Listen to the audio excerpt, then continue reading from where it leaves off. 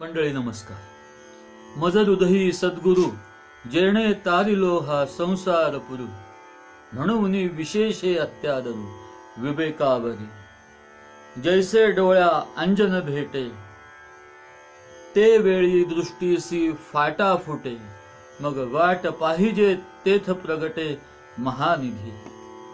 का चिंतामणी आली या हाती, सदा विजय वृत्ती मनोरथी.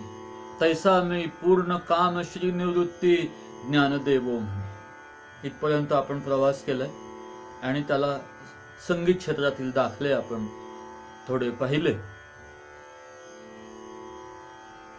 असा जो पूर्ण काम झाला, तो मनुष्य काय संकल्प करील अशी चर्चा खरं म्हणजे आपली आधी चालू होती. तर त्याच्या आधी ज्ञानदेवाने आपल्याला पूर्ण काम होण्यासाठी आपली कथा सांगितली. मी पूर्ण काम झालो म्हणाले आणि त्यामुळे माझ्या अंगात सदा विजय वृत्ती निर्माण झाली. म्हणजेच पराभवाची, अपयशाची अशी भीती माझी गेली. आता मी जे कार्य करीन ते सफल होईल असा आत्मविश्वास मला आला. आणि म्हणून ते म्हणतात पुढे, म्हणून मी तुम्हाला सांगतो, म्हणून जाणतेने गुरु भजिजे. हे सगळं श्री गुरूंमुळे झालं. याचं कर्तृत्व ज्ञानदेव स्वतःकडे घेत नाही. ते असं म्हणत नाहीत की मी इतके इतके कष्ट केले म्हणून मला ही सिद्धी प्राप्त झालेली, असं ते म्हणत नाही. आमच्या गुरुजींना रामभाऊ मराठ्यांना एकदा एका साप्ताहिकाचा फोन आला. ते म्हणाले, आपली मुलाखत हवी आहे, द्याल का? ते म्हणाले, देईन की, पण माझी एक अट आहे. तिकडचा मनुष्य एकदम जरा बिचारा नवखा होता, तो चपापला. म्हणाले, फार मोठी अट काही नाहीये, एकच अट आहे, मी किती तास रियाज केला हे विचारायचं नाही. एखादा गवई ज्या वेळेला घडतो किंवा एखादा साधक ज्या वेळेला घडतो, कुठल्याही क्षेत्रातला असो, तेव्हा त्यांनी जी अपरंपार मेहनत केलेली असते ती त्यांनी बोलून सांगायचं काहीच कारण नाही. गृहीतच आहे, अफाट मेहनत केल्याशिवाय इतकी सिद्धी प्राप्त होणं हे शक्यच नाही. आणि म्हणून ते म्हणाले की हा प्रश्न नाही विचारायचा. आता ते किती रियाज करत होते ह्याच्या गोष्टी लोकांनी आपल्याला सांगितलेल्या आहेत. तर त्या जबरदस्त आहेत. म्हणजे गुरुपत्नीने आम्हाला सांगितली एक गोष्ट की रोज सकाळी 4चा गजर असायचा आणि ज्या वेळेला गजर व्हायचा त्यावेळेला ह्यांचा 1 तास रियाज झालेला असायचा. ह्यांनी आपलं शिक्षण कसं अनेकांकडून झालं हे सांगता सांगता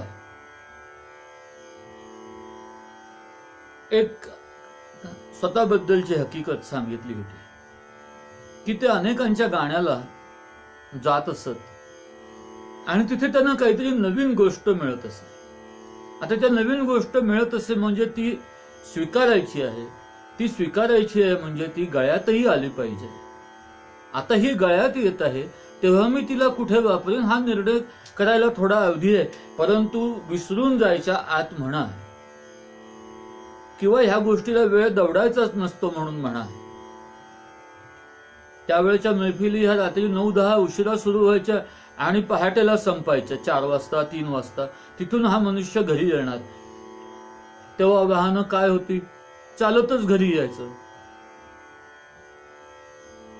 तर असं घरी आलं की हे काय करायचे, आपण काय केलं असतं, आपल्यात आणि त्यांच्यात फरक काय. तर ते काय करीत, घरी आला की पहिला तंबोरा काढीत आणि ती जी जागा नवीन मिळाली आहे ती पक्की करून टाकायची. आणि ती मनासारखी येते असं झालं की मग आडवं पडायचं. तर रियाजाचे सुद्धा प्रकार आहेत. नुसता गळा चालवत बसणं असा रियाज नाहीये. एक एक गोष्ट स्वीकारणे, ती पक्की करत जाणे आणि ती योग्य वेळी वापरणे, हे सगळा रियाजाचा भाग आहे. आणि हा सगळा मार्ग अवघड आहे, कारण ती गोष्ट जशी आपण सफाईदार मैफिलीत ऐकलेली असते किंवा दुसरा मनुष्य तीच गोष्ट अतिशय सहज करताना आपल्याला दिसत असतो, ती आपण करायची म्हटल्यानंतर तितकी सहज सुंदर पहिल्या क्षणाला होत नाही. थोडा वेळ लागतो. तो धीर आणि तो आत्मविश्वास हा मनात धरून ती वाटचाल करावी लागते आणि त्याची दिशा ही गुरुजींनी सांगितल्याप्रमाणेच ठेवावी लागते. असो, तर त्यांनी शब्द वापरलाय, म्हणून जाणतेने गुरु भजिजे. तर आता हे जे आता उदाहरण दिलं ते गुरु भजण्याचं उदाहरण आहे. म्हणजे जरी ज्यांचं गाणं ऐकून आलं ती व्यक्ती आपली प्रत्यक्ष गुरु नसली तरी आपण तिथे गेलो तेव्हा विद्यार्थी म्हणूनच गेलो होतो. आपण आपल्या करमणुकी करता गाणं ऐकायला गेलो नव्हतो. जी मंडळी करमणुकी करता गाणं ऐकतात ती मंडळी तिथून शिकत नसतात. आपण गाणं ऐकायचं ते शिकण्याकरताच ऐकायचं. लहानाचं ऐकू, मोठ्याचं ऐकू, बरोबरीच्याचं ऐकू. शिकायचंय आपल्याला. ही वृत्ती याची सदैव जागृत आहे. त्या माणसाने गाणं कसं करायचं ते थोर मंडळी सांगतात. आणि त्याच्याकरता सोपी युक्ती म्हणजे गुरुचं बोट सोडायचं नाही. गुरुचं बोट सोडायचं नाही ही मानसिक अवस्था आहे. सतत गुरु सोबत राहायचं म्हणजे सतत विद्यार्थी असल्यासारखं जगायचं, म्हणजे सतत शिकत राहायचं. आणि हे सतत शिकत राहण्याची जी काही गोष्ट आहे ती वेगळ्या भाषेत इथे त्यांनी सांगितली. म्हणून जाणतेने गुरु भजिजे. जाणता म्हणजे शहाणा. शहाणा म्हणजे असं की ज्याला कळतं की मला शिकायला हवं आहे तो शहाणा. ज्याला वाटतं मला येतच आहे तो कशाला शिकायला जाईल. किंवा ज्याला वाटतं मला आलंच आहे तो तरी कशाला शिकायला जाईल. सतत शिकत राहणं अशी शिष्यवृत्ती धारण केली म्हणजे गुरु आपल्याला सतत सोबत आहे अशी भावना राहते आणि विजयवृत्ती पण आपल्याला सोडून जात नाही. मग काय होईल? अशा तऱ्हेने मी मार्गक्रमणा केल्यावर काय होईल? तर एक जी गोष्ट सांगितली, पूर्ण काम. म्हणजे फक्त विद्येचाच विचार मनात असला म्हणजे अन्य ज्या भौतिक इच्छा आहेत त्या मनात यायच्या नाहीत.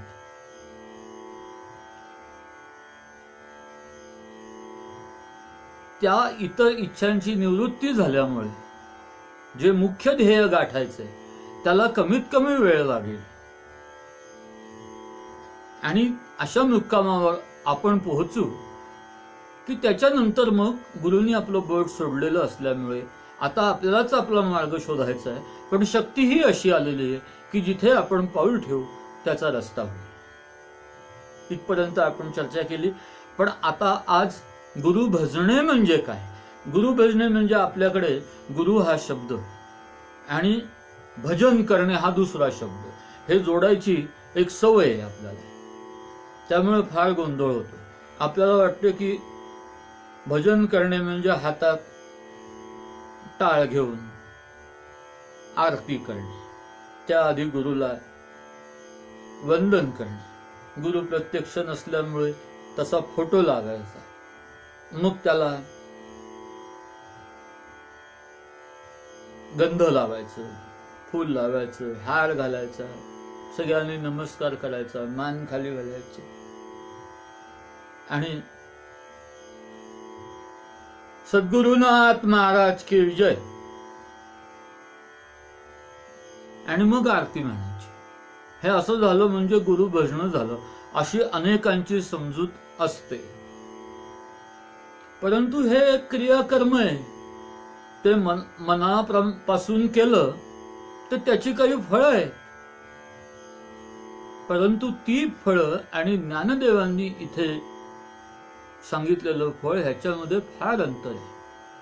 हे सगळं मनशांती करता आजचा दिवस बरा जावा म्हणून, रात्रीची झोप शांतपणे येते म्हणून, मनावर चांगला संस्कार व्हावा म्हणून वगैरे वगैरे, तेवढा काळ का होईना पण मनात संताप क्रोध अशा भावना येत नाहीत म्हणून करायची गोष्ट नाही. ही गोष्ट वेगळी आहे. म्हणून जाणतेने गुरु भजीचे, मला विद्या यायला पाहिजे, ही यातली पहिली गोष्ट. मग ती विद्या जी काही तुम्ही शिकत असाल ती, आणि सर्वात मोठी विद्या कोणती, तर जगायचं कशी ही विद्या. कसं जगू मी, कशा करता जगू मी, काय व्हायला हवं माझ्या हातून, फारच अवघड प्रश्न आहे. आपण खरोखरच प्रवाहपतीत आहोत. म्हणजे आजचं जर का आपलं जीवन पाहिलं तर लहानपणी आपल्याला घरची मंडळी शाळेत घालतात, मग कॉलेजात जातो, मग शिकणं होतं, मग नोकरी लागते, मग लग्न होतं, मग मुलं बाळ होतात, मग त्यांची लग्न होतात, मग नातवंड होतात. हा जो काही एक आखून दिलेला रस्ता आहे, ह्या रस्त्यामध्ये सुखदुःखांच्या लढी नुसत्या आपल्याला सापडत असतात आणि त्याच्यामध्ये आपण फिरत असतो. परंतु हे जगण्याकरता गुरुची फार मोठी आवश्यकता नसते. एखाद्या थोर माणसाने तुमचं बोट धरावं आणि तुम्हाला घेऊन जावं असं ह्याच्यात काहीच नाहीये. हे तर होतच जाणार आहे, हे प्रत्येकाचं होतं. परंतु सांगणं असं आहे ह्या थोर मंडळींचं की बाबांनो, तुमच्या क्षमता ह्या जास्ती आहेत. हे जे काही तुम्ही आयुष्य सांगितलं त्यातील दुःखाच्या निवारणाकरता भगवद्गीता सांगितलेली नाही, आणि त्या भगवद्गीतेवरची ही 9000 ओव्यांची कलाकृती पण नाही. इतके कष्ट पडत नाहीत, इतके कष्ट गुरुला घ्यावे लागत नाहीत. शांत राहा बाबा, हे दिवस जातील, आज एक नोकरी गेली का उद्या दुसरी मिळेल, हे सांगण्याकरता ज्ञानदेव लागत नाहीत.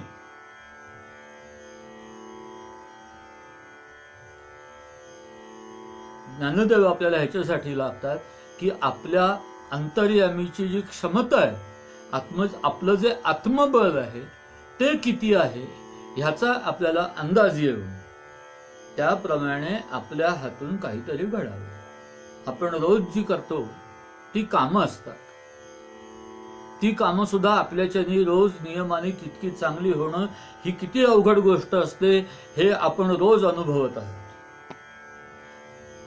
त्या कामांपेक्षा वेगळी गोष्ट जर लावून घ्यायची म्हटली तर ती कशी झेपत नाही हे सुद्धा अनेकांना माहिती असतं. परंतु टोक गाठणे एखाद्या गोष्टीची, ही जी काही गोष्ट आहे ही वेगळीच आहे. आणि कुठे आपल्या ऊर्जेचा वापर करायचा ह्याचा निर्णय करणं ही सुद्धा अतिशय अवघड गोष्ट आहे.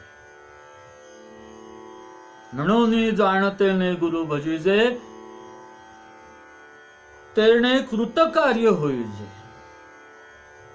त्यांनी सांगितलंय की तुम्ही कृतकार्य झालं पाहिजे.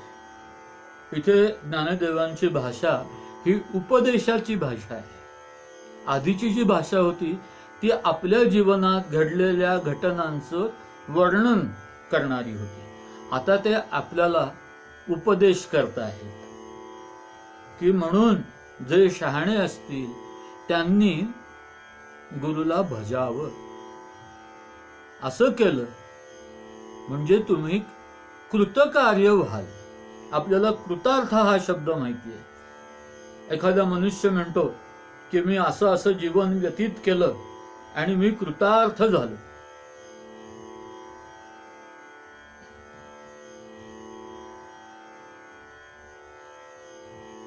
इथे शब्द वापरलाय कृतकार्य. कृतकार्य हा शब्द समजून घ्यायला कार्यकृत असा करून घ्यावा. म्हणजे ज्याच्या हातून कार्य घडलं आहे असा मनुष्य होण्यासाठी गुरु भजिजे. म्हणून जाणतेने गुरु भजिजे, तेने कृतकार्य होईजे. ज्ञानदेव आपल्याला असं म्हणता आहेत की मंडळी, तुमच्या हातून काहीतरी कार्य घडू दे. हे कार्य म्हणजे आपल्या विवाहासारखं कार्य, वास्तुशांतीसारखं कार्य असं नव्हे. ह्या छोट्या गोष्टी आहेत, त्याला आपण कार्यच म्हणतो, परंतु छोट्या गोष्टी आहेत आणि सामान्य गोष्टी आहेत. सामान्य या शब्दाचा अर्थ ज्या सर्वांच्या घरी घडत असतात किंवा सर्वांच्या जीवनात घडत असतात त्याला सामान्य असं शब्द आहे. विवाहादी कार्य ही सर्वांच्याच घरी घडत असतात म्हणून ती सामान्य कार्य आहे. परंतु ते कामामध्ये आपण त्यांचा समावेश करत नाही, कार्यामध्ये करतो, कारण त्याचा मुद्दामहून संकल्प, विशेष संकल्प करावा लागतो आणि ते शेवटाला न्यावं लागतं. त्याच्यामध्ये इतर लोकांचा, कुटुंबाबाहेरील लोकांचा पण संबंध येतो आणि सर्व जण संतोष पावतील अशा तऱ्हेने आपल्याला तो सर्व कार्यक्रम निभावून न्यावा लागतो. त्याला मग आपण कार्य असं म्हणतो.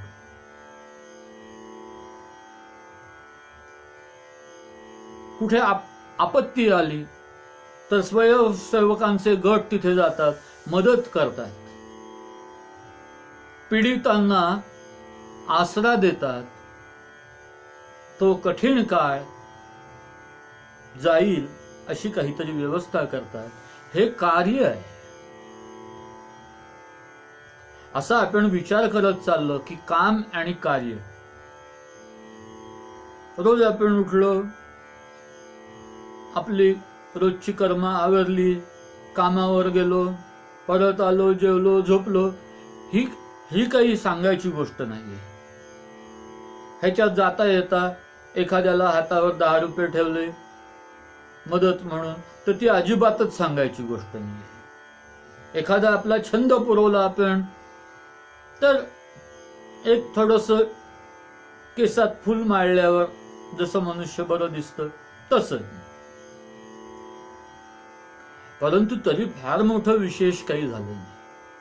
विशेष काही व्हायचं तर काय व्हायला पाहिजे, तर आपली जी ऊर्जा आहे, आपली जी शारीरिक, मानसिक सर्व प्रकारची मिळून ऊर्जा आहे, आपल्याला घरच्यांच्या सहभागामुळे मिळालेली ऊर्जा, आपल्याला आप्तांच्या सहभागामुळे मिळालेली ऊर्जा, मित्रांमुळे मिळालेली ऊर्जा, आणि जी सर्वात मोठी इथे सांगितली की गुरुजींमुळे मिळालेली ऊर्जा, किंवा आपण एखादा नवीन विषय शिकलो असू तर त्यातून मिळालेली, त्या विद्येतून मिळालेली ऊर्जा, अशी जी काही ऊर्जा आहे ती सर्व ऊर्जा खर्च होईल आणि आपल्याजवळ ऊर्जाच राहणार नाही आता खर्च करायला, अशी परमावस्था माणसाला येणं म्हणजे कृतकार्य होणं. काल आपण असं म्हटलं की जनपळभर म्हणतील हाय हाय, हे सामान्य लोकांकरता केलेलं वर्णन आहे. त्यांच्या आयुष्यात असं घडतं. परंतु ज्या व्यक्तीने आपल्याला दैवयोगे जितकी ऊर्जा प्राप्त झाली तिच्या पार जाऊन प्रसंगी इतरांची ऊर्जा वापरून मोठं कार्य उभं केलं, इतकं की त्या व्यक्तीजवळ आता देण्यासारखं काहीच राहिलं नाही अशी ती व्यक्ती झाली.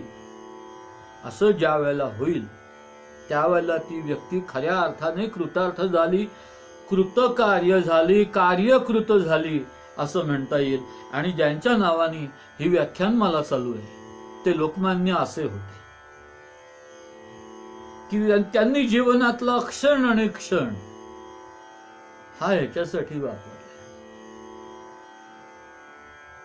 त्यांच्या योजलेल्या कार्यार्थ वापरले. त्यांचे गुरु कोण? त्यांना कोणी बोट धरून नेलं?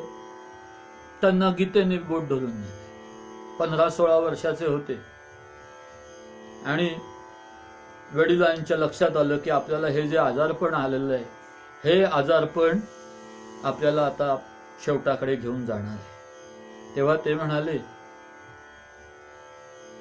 बाळा, मला ती गीतेवरची एक टीका आहे ती मला रोज वाचून दाखव. पूर्वीची मंडळी अशी इच्छा करीत असत. एकदा त्यांच्या लक्षात आलं की आता आपले थोडे दिवस राहिले, की शेवटचा काळ हा भगवत चिंतनात जावा अशी योजना ते करत असत. अलीकडचं उदाहरण सांगतो. नरेंद्र दाभोलकरांचं नाव आपल्याला सर्वांना माहिती आहे. त्यांचे आई वडील दत्तभक्त होते. सर्वात थोरले चिरंजीव त्यांचं नाव देवदत्त, मग श्रीपाद, दत्तात्रेय अशी मुलांची नावं ठेवली होती. तर सर्वात थोरले जे देवदत्त, त्यांचा आमचा परिचय साताऱ्याला राहायला आल्यावर फार दृढ झाला. त्या आणि त्यांच्या पत्नी सुमनताई आमचे आधार होते. तर त्यांनी एकदा बोलता बोलता सांगितले की आई म्हणाली शेवटच्या दिवसात की मला तू आता रोज गोंदवलेकर महाराजांचं प्रवचन,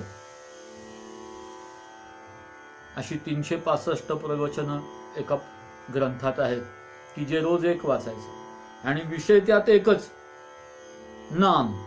आणि नाम कशासाठी? तर जीवन उत्तम जगता येण्याकरता नाम. तर गोंदवलेकर महाराजांचं ते नामावरचं 365 दिवसांचं प्रवचन त्यांनी आपल्या आईला रोज वाचून दाखवलं. तसा प्रसंग इथे घडला आणि मला असं वाटतं की त्या क्षणीच गीतेला लक्षात आलं की हा जो तरुण आपल्या वडिलांना गीतेवरील टीका वाचून दाखवतोय, ही जागा आपल्याला कार्य करायला, आपल्याला रुजायला आणि सगुण रूप धारण करायला फार चांगली आहे अशी माती पाहिजे.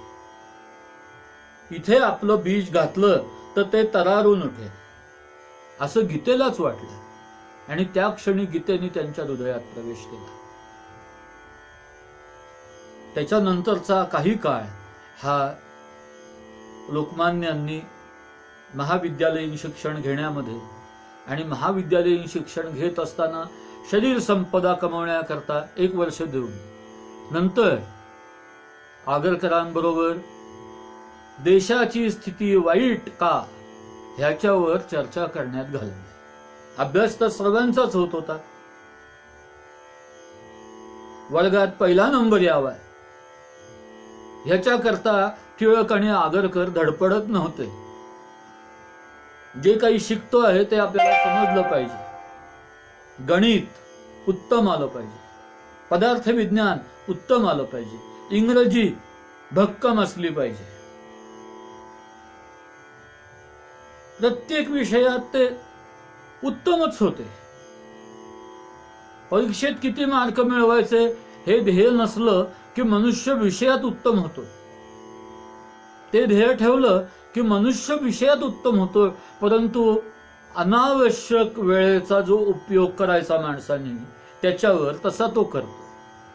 की ही गोष्ट शिकायला किती वेळ लागतो, त्याच्यापेक्षा जास्ती वेळ तो त्याच्यावर घालवतो. आणि जी त्याच काळात ते जे तारुण्याचा काळ आहे त्या काळात गुरु न भेटल्यामुळे बाकीचा वेळ हा तो मौज मजेत घालवतो. आणि तो एकदा काळ गेला की मग नंतर ज्या काही जबाबदाऱ्या अंगावर येतात त्याच्यामध्ये नवीन काही शिकण्यासारखी परिस्थिती माणसाला राहतच नाही. कारण ज्या काळात आपल्या मनाला, आपल्या बुद्धीला आपण ज्ञानामृत कुठून तरी मिळवून पाजत राहायचं, त्या काळात आपण त्या रोपट्याची उपेक्षा केलेली असते. तशी टिळक आगरकरांनी केली नाही. आणि टिळकांच्या हृदयात खुद्द गीतेनेच प्रवेश केलेला असल्यामुळे त्यांना असं ज्ञान झालं. हा साक्षात्कार ज्याला काही म्हणतात तो हा असा असतो की आपल्या देशाची अवनती ही शिक्षण नसल्यामुळे, राष्ट्रीय शिक्षण नसल्यामुळे झालेली आहे. आणि इंग्रज हे परकीय इथे आलेले आहेत आणि ते आपलं हित पाहिल्यासारखं दाखवता प्रत्यक्षात त्यांच्या राष्ट्रातल्या नागरिकांना जे अधिकार आणि जे ज्ञान आणि ज्या प्रकारचं शिक्षण ज्या दर्जाने मिळतं तसं आपल्याला ते देत नाहीत. त्यांना राज्यकारभार करण्याकरता म्हणून जे सोयीचं होईल ते शिक्षण ते आपल्याला देतात. परंतु आपल्याला कसं शिक्षण हवंय तर आमच्यातला मनुष्य आणि मनुष्य हा ओजस्वी तेजस्वी असा होईल असं शिक्षण आपल्याला हवंय. आणि असं जर का शिक्षण द्यायचं असेल तर आपणच या इंग्रजांच्या नादी न लागता आपण जे शिक्षण घेतलं त्याचा उपयोग त्यांच्या हितार्थ न करता आपल्या तरुणांच्या आपल्या बालकांच्या उन्नतीसाठी विशेष करून ती मंडळी ज्ञानी व्हावीत. आणि हे जे आधुनिक विज्ञान त्यांनीच निर्माण केलंय ते उच्च दर्जाने पोचवून आणि ते पोचवता पोचवता राष्ट्र सुद्धा उन्नतीला तुम्हाला न्यायचं आहे हा संस्कार त्यांच्यावर करीत करीत असं हे राष्ट्र घडवलं पाहिजे असा निर्णय त्या दोघांनी केला आणि शाळा काढली. त्यांनी शाळा ह्याच्यासाठी काढली नाही की इंग्रज सरकार शिक्षण देत नव्हतं.